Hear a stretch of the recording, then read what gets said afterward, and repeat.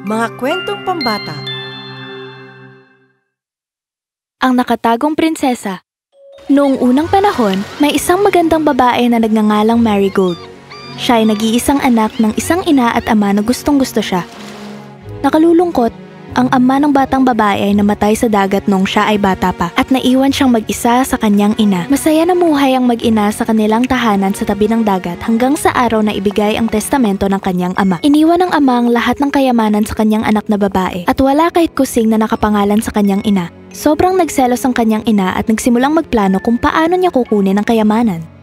Upang mapangalagaan ang tahanan, kumuha ng kasambahay ang kanyang ina. At sa kalaunan, natuklasan ng kasambahay ang kayamanan ng anak na babae at nagsimulang magnakaw mula sa kanila dahan-dahan. Nagustuhan ni Marigold ang kasambahay, ngunit medyo nabahala siya sa paligid niya at hindi niya mawari kung bakit. Isang araw, pumasok si Marigold sa kwarto para hanapin ang kanyang ina. Mabilis niya natuklasan ang kasambahay na nagbubulsa ng mga piraso ng kanyang alahas. Ang katulong ay tumakbo patungo sa ina ng tahanan para masigurado na hindi siya nahalata ni Marigold.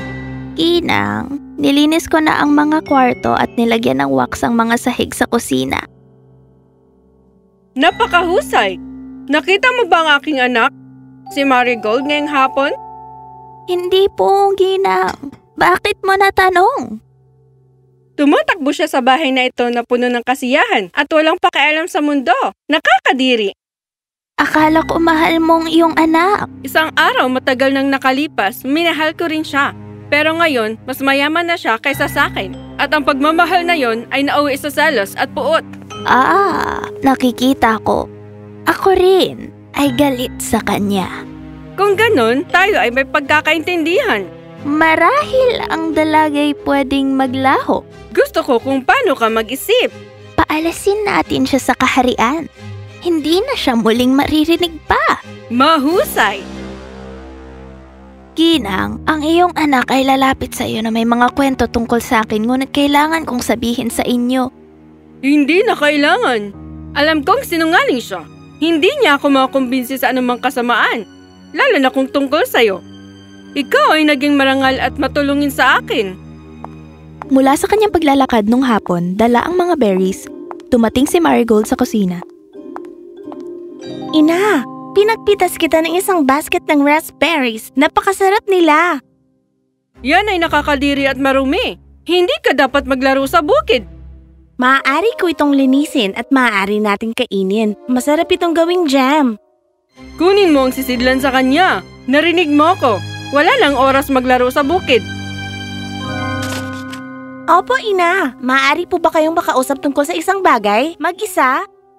Kahit anong sabihin mo sa akin, pwede mong sabihin sa harap ng katulong natin. Nadatnan ko ang ating kasambahay na nagnanakaw. Hindi! Opo. Kinuha niya ang iyong alahas. At sa tingin ko ay ilang buwan na siyang nagnanakaw ng pagkain at pera. Ang lakas ng loob mo! Sumasang-ayon ako. Hindi, anak. Ang lakas ng loob mo. Ang ating katulong ay sobrang matulungin at magalang. Nakakahiyang hindi mo ito nakita. At sa halip ikinakalat bang ang kasinungalingang ito? Hindi yan kasinungalingan. Kailangan niyong paniwalaan ako. Hindi. Ayoko nang marinig pa ang iyong sasabihin. Diretso sa iyong kwarto. Nagdudulot ka ng kahihiyan sa ating pamilya dahil sa iyong mga kwento. Tumakbo si Marigold sa kanyang kwarto. Makalipas ang ilang saglit, sumugod ang kasambahay mula sa pinto. Bago pa makapagsalita si Marigold, hinawakan siya ng katulong sa braso at hinila siya mula sa kama. Inihagi siya sa likod ng isang karwahe at umalis. Hindi nagtagal, nakarating sila sa dulo ng bayan. Mabilis na bumaba si Marigold sa karwahe. Ang iyong ina ay nagpasya na tapusin ka. Hindi ka na niya gusto, babae. Nakakapagod ka at laging gulo ang dala. Hiniling niya na paalisin kita sa kaharian, ngunit mayroon akong ibang plano sa halip. Itatapon kita sa ilalim ng balon na ito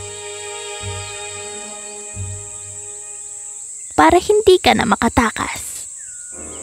Pakiusap! Wag! Hehehe, huli na ang lahat.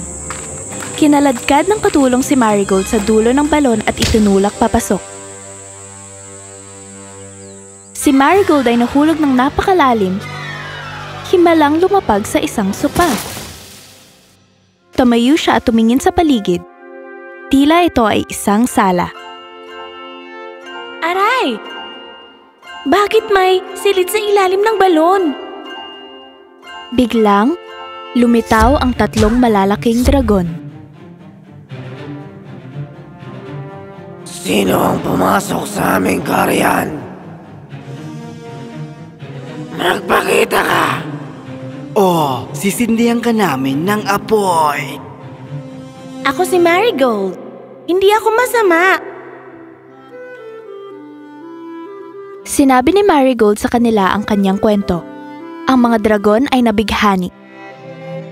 Ako ay humihingi ng pumalin tungkol sa iyong ina. Maaari kang manatili sa amin. Papanatilihin ka namin ligtas.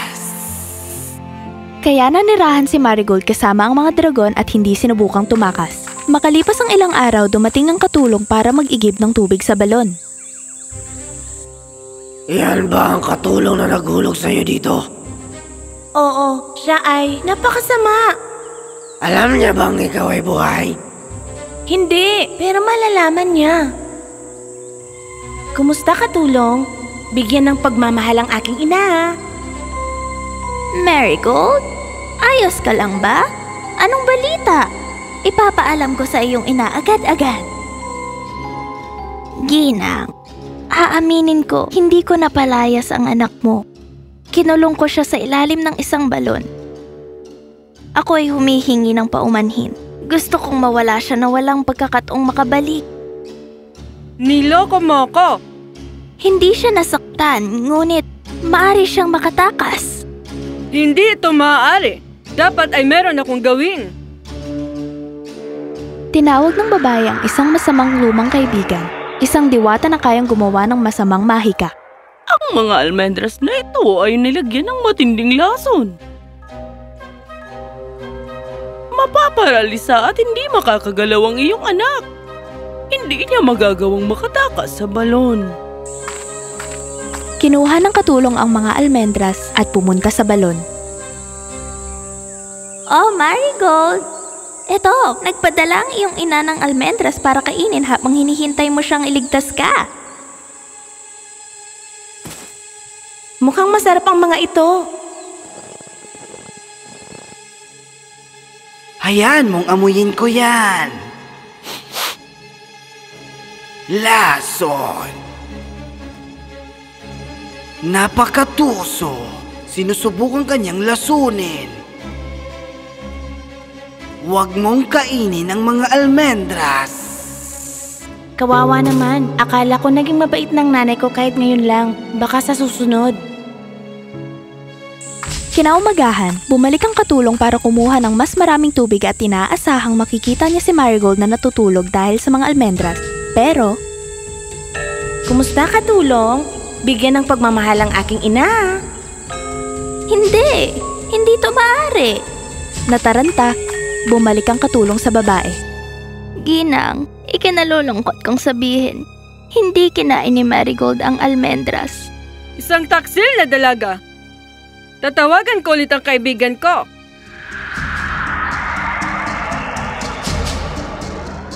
Gumawa ako ng pulang damit upang mapigilan ang paggalaw ni Marigold.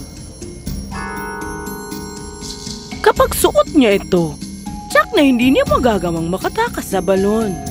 Dahil mahimbing na ang kanyang tulog. Kinuha ng katulong ang pulang damit at pumunta sa balon. Marigold, pinadala ng iyong ina ang magandang pulang damit na ito upang iyong isuot. Ito ay magpapainit sa iyo habang hinihintay mong iligtas ka ng iyong ina. Kinuha ni Marigold ang pulang damit sa kanyang mga kamay, nagustuhan niya ito. Mukhang naging mabait na ang aking ina. Napakabait ng mga dragon sa akin. Isusuot ko ang magandang damit na to bilang sorpresa. Isinuot ni Marigold ang damit at agad na nakatulog ng mahimbing na mahimbing.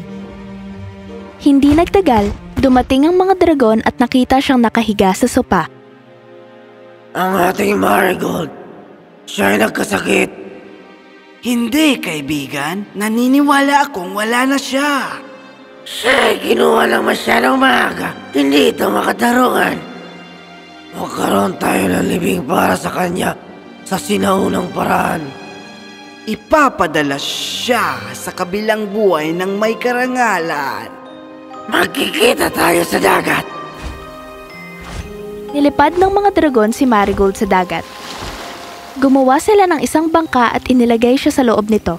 Nagsindi ng mga parol at linayag siya sa tubig na parang isang nahulog na mandirigma. Umiyak sila. Lumutang ang bangka hanggang sa umabot sa batong pader. Nang tumama ito sa dingding, naalarma ng tunog ang isang binata sa bintana ng isang kastilyo. Ipinadala niya ang bangka at dinala sa kanya si Marigold.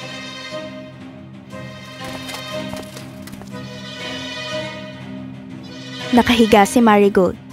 Mabilis, sinubukan ng prinsipe at ng kanyang katulong na alamin kung buhay pa si Marigold. Siya'y malamig. Siguro dahil sa basang damit. Palitan natin siya ng damit upang mainitan siya ng kaunti. Pagkatapos, tanungin natin siya kung saan siya nanggaling at kung bakit siya nandoon sa bangka ng mandirigma. Dinala siya sa likod ng isang tukador at hinubad ang kanyang damit. Pinalitan ito ng magandang gown. Sa sandaling iyon, nagising si Marigold. Nasaan ako? Ikaw ay nasa aking kaharian. Iniligay ka sa ilalim ng isang masamang mahika na tila kagagawan ng magandang damit na iyon. Ngayon, meron kang isa pang magandang damit at ikaw ay isang marangal na panauhin sa aking kastilyo. Ano ang pangalan mo? Marigold. Marigold? Isang magandang pangalan para sa isang magandang babae. Nalaman ni Marigold na ang binata ay isang prinsipe at nakapila para sa korona. Inilahad niya ang kanyang kwento. Napakaganda ni Marigold at agad siyang umibig sa kanya. Hindi nagtagal at nagplano sila ng kasal, ngunit nag-aalala si Marigold sa kanyang ina. Huwag mag-alala, imbitahan ko ang iyong ina at katulong sa kaharian at kunwari hilingin ang iyong kamay. Sa halip na humingi ng permiso sa kanila, itataboy ko sila dahil sa kanilang masamang mga ginawa. At ang aking mga dragon, anong nangyari sa kanila? Maaari silang magkaroon ng pwesto sa aking kaharian magpakailanman. Sa kabila ng lahat, ililigtas ka nila.